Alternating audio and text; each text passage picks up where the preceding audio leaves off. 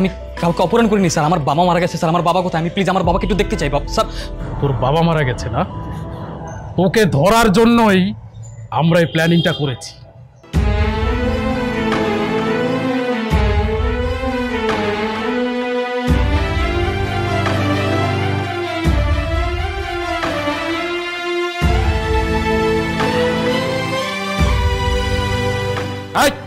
নিয়ে চলো ওকে।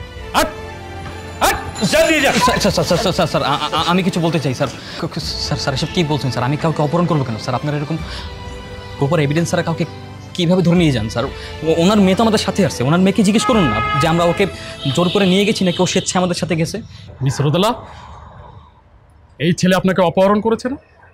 স্যার আমি আমার নিজ ইচ্ছায় গিয়েছি, কেউ আমাকে অপহরণ করেনি। আরে ওর কি জবানবন্দি নিচ্ছেন আপনারা? ও তো একটা নাবালিকা। না বাবা, আমার বয়স এখন 18 বছর প্লাস, আর আমরা কোড রেজিস্টার্ড করে বিয়ে করেছি। অফিসার, আপনার যদি বিশ্বাস না হয় আপনি দেখতে পারেন। আর বাবা, তুমি যদি এখন আমার হাজবেন্ড কিংবা আমার শ্বশুরবাড়ি কাউকে কোনো অপদস্থ করার চেষ্টা করো, তাহলে কিন্তু আমিও তোমার দিকে মামলা করব। এই কি বলছে এই মেয়েটা?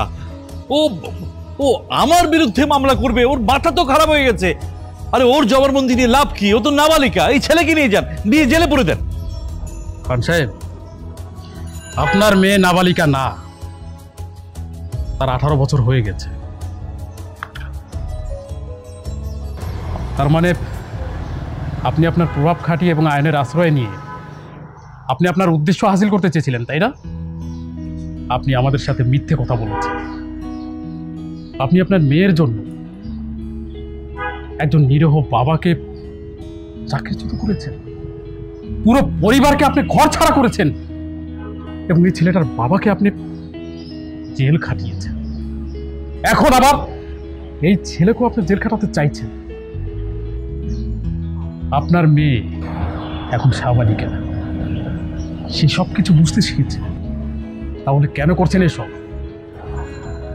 আপনি কি ভেবেছেন এরকম করলেই আপনার মেয়ে আপনাকে বাবা বলে ডাকবে? কখনোই না। খান সাহেব, আপনি তো আপনার মেয়েকে বিজয়ের সাথে বিয়ে দিবেন। ওর বাবার বংশমর্যাদা দেখে আপনার কি যায় আসে? আপনি কি বলছেন এসব? আপনি জানেন এই ছেলেকে, এই ছেলের বাবাকে? এই ছেলের বাবা আমার অফিসের সামান্য একজন কেরানি। তার ছেলের সঙ্গে আমার মেয়ের বিয়ে মেনে নেব? খান সাহেব, ধরেন আপনার মেয়েকে কোনো উঁচু বংশের লোক এসে বললো যে আপনার মেয়েকে তার ছেলের সাথে বিয়ে দিবে, আপনি কি রাজি হতেন না? তা অবশ্যই রাজি হতাম।